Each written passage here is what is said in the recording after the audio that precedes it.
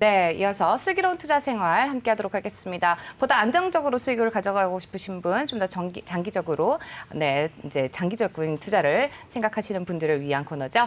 네, 슬기로운 투자 생활의 고건호 전문가 자리해 주셨습니다. 네, 안녕하세요. 안녕하십니까. 네, 전문가님.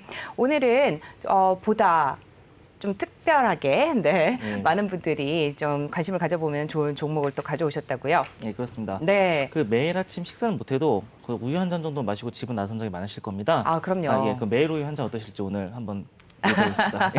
네, 굉장히 중요하죠. 네. 네.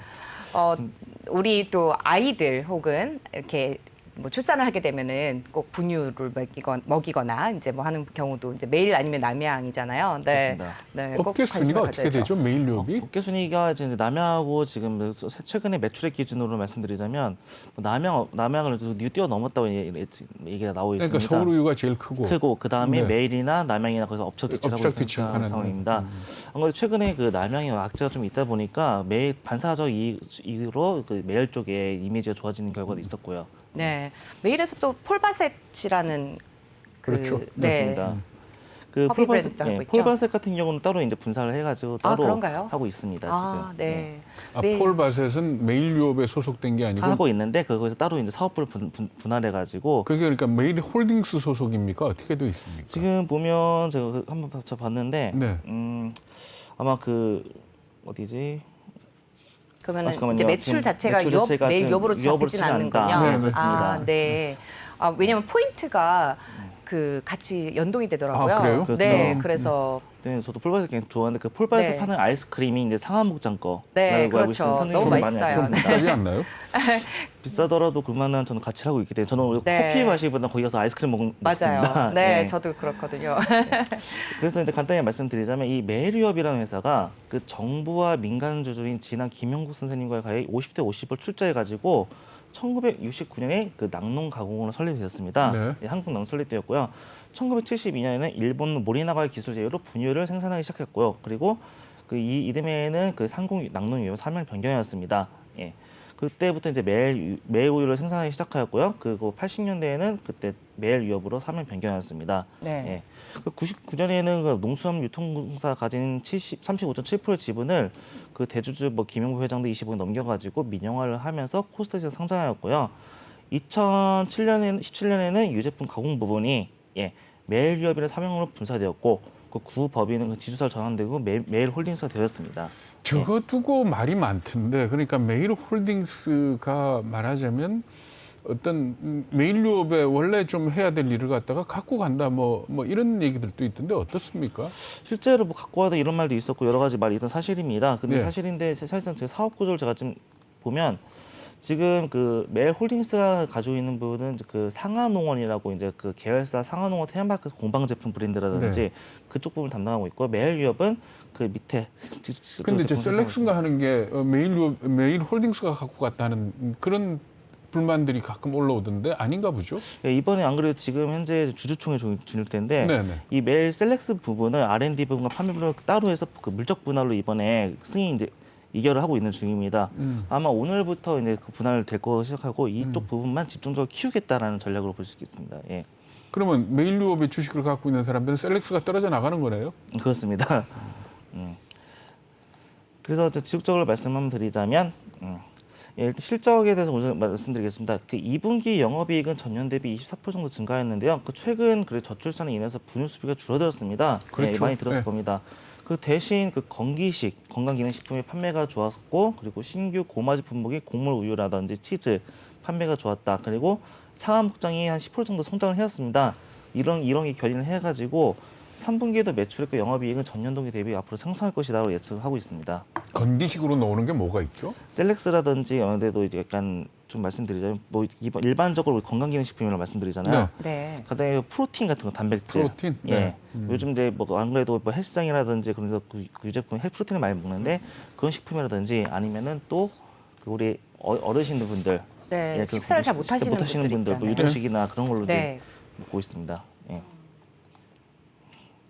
그 저희 이제 저희 가족분들 중에서도 그 뭐라 그러죠? 치즈를 어른 치즈는 좀 짠맛이 많이 강하잖아요. 그래서 이제 아이들 먹는 치즈를 드시는 분이 계시더라고요. 아, 네. 그러니까 꼭 아이 치즈를 아이들만 먹을 게 아니라 이제 어르신들 중에서 이제 소금 양이 많이 들어가지 않은 걸 찾으시는 분들 중에서는 아이들용 치즈를 드시는 분도 계셔서 되게 괜찮은 아이디어다라고 생각을 한 적이 있었어요. 맞습니다. 네, 예. 굉장히 좋은 것 같아요. 근데 매출에도 굉장히 많이 도움이 될 것 같다는 생각이 드는데 네, 최근 이슈들 어떤 게 있는지도 함께 짚어볼까요? 예, 최근 이슈에 대해서 말씀을 드리자면 이번에 이제 건강기능식품 사업부를 이제 물적 분할을 한다. 그래서 매일 헬스앤뉴트리션 설립하기로 네. 이미 이제 8월달에 결의가 되었고요. 이 그 R&D 부분을 포함해서 분할되는데 제품 개발부터 판매까지 담당할 계획으로 갑니다. 네. 이를 통해서 그 줄어드는 우유 시장의 틈새를 메꾸고 성장성을 끌어올려고 하는 겁니다. 실제로 이 부분의 지난해 매출액이 517억, 누적 매출은 약 1,000억 원 가까이 되는데요. 네. 3% 남짓인 앞으로의 성장성이 주목된다고 볼 수 있겠습니다. 네. 예. 그리고 또 가장 중요한 이슈인 어제도 말씀드렸지만 그 원유가 인상이 결정이 되었습니다. 결국에는 예. 이미 21원 인상된 947원으로 매수를 해놓은 상태, 이제 원유를 산 상태, 이미 원유를 네네. 매입한 상태입니다. 근데 그래서 이제 유업계 같은 경우는 지금이라도 이제 판가를 올려는 상황이고요. 네. 예. 올리기로 발표했죠. 예, 그렇습니다. 이미 4에서 5% 정도 인상되는 얘기가 있었는데 네. 다행히도 유제품 같은 경우 유통기한이 짧기 때문에 가격 인상이거는 즉시 반영된다고 볼 수 있겠고요. 그런데 저 가격 올린 게 이 유업계로 봐서 우유업계로 봐서 호재가 될까요? 저도 말씀드리자 그렇게 크게 호재는 되지 않을 것 같습니다. 결국에는 이제는 단순히 뭐 우유를 판매하는 것에서는 한계가 있는 게 사실입니다. 실제로 최근에 뭐 우유에 대해서 약간 비판적 의견도 있는 건 사실이고요. 과거 우리나라가 경제 성장기에는 앞으로 보건이라든지 무슨 영양가 많이 섭취하기 위해서 우유를 낙농업을 진행을 많이 했는데 이미 그런 시기는 지났습니다.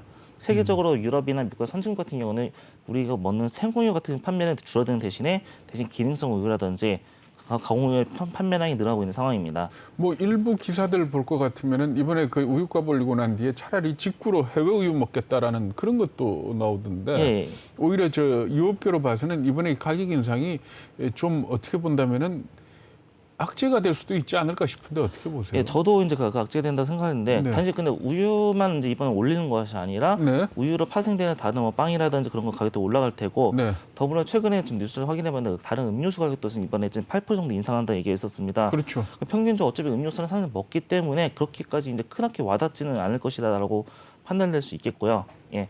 아무리 봐도 지금 현재 유제품에 대해서 이제 산업 포트폴리오를 약간 좀 더 바꿔야 하지 않을까. 그래서 남양 유업이 아니라 그 매일 유업이 상당히 이런 시장 지배력이라든지 그리고 또 이번에 뭐 셀렉션이라든지 그런 기능성 식품에 대해서 어느 정도 강점이 있기 때문에 좀 그 점에 있어서는 좀 다소 이제 대비가 되어 있다고 볼 수 네. 있겠습니다. 예. 네. 지금 매일 유업에 대해서 살펴보고 있습니다. 지금 사업 분야 매출에 이어서 또 최근 이슈까지 좀 짚어봤는데요. 지금 그 뭐 제품군도 좀 살펴봤고요. 네, 매출에 그리고 사업 분야 조금 더 자세히 좀 들여다보면 좋을 것 같거든요. 네, 그렇습니다. 네. 그 아무래도 사업 분야 당연하게도 낙농품이나 그 네. 음료 제조, 판매, 수출입 등을 주로 사업을 영위하고 있는데요. 그 제품 형태에 따라 유가공 부분과 기타 부분을 나눠집니다. 예, 그 오른쪽 도표가 이제 매출인데 그 작년도 매출 53%가 유가공에서 나왔고요. 그 우유에서 나왔다 이 예, 얘기죠. 그렇습니다. 네. 예, 치즈라든 나왔고요. 그리고 음료, 그 셀렉서 대표는 영양식이 14% 정도를 차지하고 있습니다. 예. 분야를 저 세분에 나누면 왼쪽과 같이 우유나 발효라든지 유아식 음료, 치즈, 초콜릿 등 상품을 출시하고 있는데 그 좀 더 쉽게 설명하자면 그 편의점에서 보는 그 카페라떼나 그리고 바리스타, RTD 상품이라고 하죠. 그런 건데 주스하면 콜드 그리고 상하목장 치즈라든지 뭐 간단히 말씀 또 초콜릿 같은 경우는 페레로시나 누텔라를 이제 수입을 하고 있습니다. 음료수는 허쉬 초콜릿 드링크 뭐 다들 먹어본 거잖아요. 킨더 초콜릿이든지. 그럼 한마디로 말씀드리자면 그 유업계 롯데라고 볼 수 있겠습니다. 예. 네. 네, 근데 최근에 주가가 왜 이렇게 무너졌을까요? 아무래도 지금 보시면 우유가 뭐 올라간다 이런 것도 있겠지만 실제 판매를 좀 하기가 지금 약간 빠듯한 상황입니다. 지금 왜냐하면 작년 폭염 때문에 네. 우유 생산량이 좀 차질이 있었기 때문에 그래서 공급에 좀 문제도 있었고요. 공급 문제로. 예, 아무래도 지금 이제 사실 이 7만 원대 주가 상당히 좀 저는 아직까지 좀 적절한 상황이다라고 저는 개인적으로 판단되고 있지만 그렇게까지 네. 많이 빠졌다는 생각은 안 듭니다. 아직까지는. 모멘텀이 좀 떨어지는 것 같고 예, 일단은 투자 의견이 최근에 이제 뭐 매수 이제 NH투자증권에서도 뭐 매수 의견이 나온 것 같고 목표 주가를 10만 원이면 꽤 지금 올라갈 수 있는 상승 여력이 좀 있는 것 같은데 어떻게 보세요? 고건우 전문가는? 과거 한 10년간, 5년간 데이터를 보면 한 10만 2천 원이가 최고가였습니다. 네. 그러니까 최고가인데 제가 보기에는 이거 아무래도 원유가 인상이라든지 그 판가를 전가시키면 이익이 나지 않을까 생각했지만 무조건 올릴 수는 없는 것이 지금 네. 이제 아무래도 이제 서울우유의 눈치를 볼 수 인상가를 결정하는 부분도 있고요. 지금이 최저가랑 그 중간가 좀 가운데 정도 가격입니다. 아무래도 이제 그렇다 하더라도 코로나 및 출산율 저하 같은 악재 속에서도 꾸준히 6% 정도의 수익률을 낸다는 것은 좀 긍정적이라고 볼 수 있겠고요.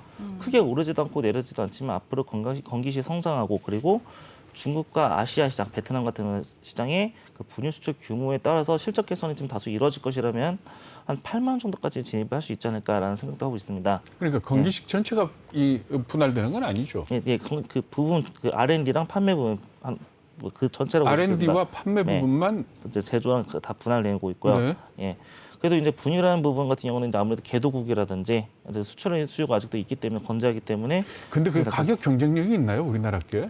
아무래도 가격 경쟁력이라보다는 어떻게 보면 그 상품성으로밖에 볼 수 없을 겁니다. 과거 그 중국에서 멜라민 활동이 있었을 때 우리 우유업계가 상당히 이제 많이 주가를 올렸었고 그랬었는데 했는데 그 이후에는 차라리 중국에서 미국 우유나 유럽 우유 분유 많이 그렇습니다. 먹는다는 얘기가 있던데. 예, 그렇습니다. 아무래도 이제 그거에 대해서는 이제 단 지리적 이점이라든지 그런 것 때문에 항상 있겠지만 현재 지금 중국이나 유럽 우유를 먹고 있는 그런 것이 물류적인 문제가 있기 때문에 다소 근데 좀 원유 가격이 가격에서 상승했다. 너무 차이가 나잖아요. 그렇습니다.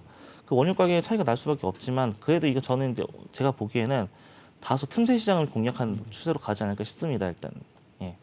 그러면 전반적으로 보면은 우유 쪽은 좀 정체된 상태고, 그러니까 큰 방향은 건기식이나 이쪽으로 방향을 잡는 겁니까? 그렇습니다. 이태리 식당 개소했다라는 그런 내용도 있던데 예. 어떻게 보나요? 이때도 개소를 했지만 어떤 차별점이 있어야지 않겠습니까? 네네. 뭐 흔히 풀바셋 같은 경우는 이제 그 바리스타라는 이름을 걸어가지고 그렇게 이제 커피라든지 프리미엄이나 그런 브랜드 인식을 시켰는데 이탈리아 음식에 대해서는 아직까지는 아직까지 뭐 좋은 평이라든지 그런 거 아직 들어본 적 없습니다. 네. 실적 그 지점수가 많은 것 같지도 않고 그리고 메일웹에 하는 사업 중에서 제일 뭐 어디지 무슨 이름이 뭐 중식당이 있었습니다. 싱가포르 계열에. 네네. 그것도 크리스탈 제이드 같은 경우도 이제 뭐 상당히 평가는 괜찮았는데 그 외에는 딱히 뚜렷하게 이제 뭐 설정이 좋다라고 이제 말씀드릴 수는 없습니다. 아직까지는. 예. 이 우유업계가 이태리 식당에 진출했다가 접은 게 몇 번 있는 걸로 저 기억을 맞습니다. 하는데. 네. 예. 아직까지 아무래도 곁다리라든지 한번 새로운 신사업적으로 나가려 시도를 보입니다. 예.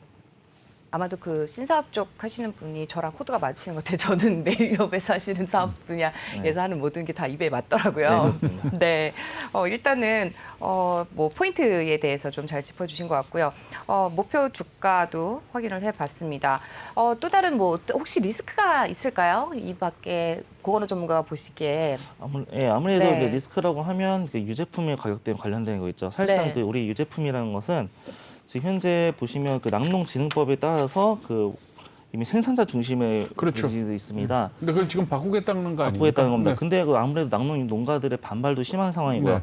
네. 2013년도 그 지금부터 8년 전에 그 구제역 파동이 있었을 때 생산 수급을 좀 안정적으로 지금 현재 낙농진흥법이 지금 나왔는데 이것을 뜯어 고치겠다고 하니까 좀 어느 정도 반발이 있는 건 사실입니다. 네. 지금 우유가 남아돈다 어떤 쪽에서는 우유가 남아돈다고 하는데 가격은 올라가고 있고 즉 생산자가 가격을 결정하는 구조이기 때문에 어느 정도 불합리함성이 있다라고 말씀드리는데요. 네. 네. 그리고 또 좀 아무래도 그 국가 이제 정부 입장에서는 눈치를 봐야 하지 않겠어요? 국민의 눈치를 보는 것도 근데 있기 어쨌든 간에 때문에. 전체적으로 젖소 이 사육두수는 줄어들고 있죠. 예전에 다 네. 줄어들기도 있고 그 우유 생산이 다 줄어들고 있지만 대신 의무적으로 생산하는 건 다 매입을 해야 하기 때문에 그 점에 있어서는 리스크가 볼 수도 있습니다. 네. 준비해 오신 자료 중에 생크림 수급 불균형이란 항목이 있던데 이거는 무슨 내용입니까? 예, 말씀드리지만 이제 요즘 이제 생크림이나 소비량이 최근에 좀 많이 늘어났습니다. 생크림은 그러니까 빵 만들 때 쓰거나 하는 그런 거 말씀하시는 그렇습니다. 겁니까? 빵만에 쓰기도 하고 대신 음료수에 들어가기도 하고 요리에도 쓰기도 하는데 네네. 최근에 뭐 외식 트렌드를 보니까 아무래도 로제 파스타라든지 로제 떡볶이 생크림 들어가는 게 많아가지고 왜 네. 그렇게 됐냐 보면 코로나 때문에 집에서 요리를 하게 되면서 쉽게 접할 수 있는 부분이다. 그래서 생크림 수요가 일반 가정에서 늘어나는 것도 있고요. 그리고 지난 여름에 폭염 때문에 젖소의 그 우유 출하량이 줄어들었습니다. 네. 그럼 보통 같은 많으면 이제 이런 많은 우유가 남아돌면 이걸 전지 분유로 만듭니다. 탈지 그렇죠. 분유나 네, 탈지 네, 만들잖아요. 그 과정에 생기는 그 부산물을 말씀드린 나오는 게 생크림입니다. 그리고 굳이 이미 지금 현재 분유도 재고도 상당히 있는 편이고 네. 굳이 더 분유를 만들 필요 없기 때문에 그래서 생크림에 대한 그 수요 그 생산이 좀 적다라고 말씀드릴 수 있겠고요. 대신 수요는 꾸준히 늘어나기 때문에 생산량 소변을 보시면 거의 한 5,000톤 가까이가 현재 좀 갭이 있습니다. 그러니까 생크림하고 휘핑크림하고 같은 거죠. 거의 비슷한 거죠. 그 생크림으로 휘핑크림을 만들어 그렇죠. 네. 게 되죠. 네, 그래서 휘핑크림은 저어가서 만든 네, 네. 휘핑크림이고 네. 그보다 좀 저가형으로 식용유로 만드는 것도 경우도 있습니다. 그렇군요. 예. 네. 근데 이제 베이킹 하시는 분의 입장에서 보면 생크림과 휘핑크림 다르게 보더라고요. 그렇죠. 네. 그렇습니다. 네, 오늘 말씀 여기까지 들어보도록 하겠습니다. 네, 오늘 매일 유업에 대해서 알아봤고요. 슬기로운 투자 생활의 고건우 전문가와 함께했습니다. 말씀 잘 들었습니다. 네, 감사합니다.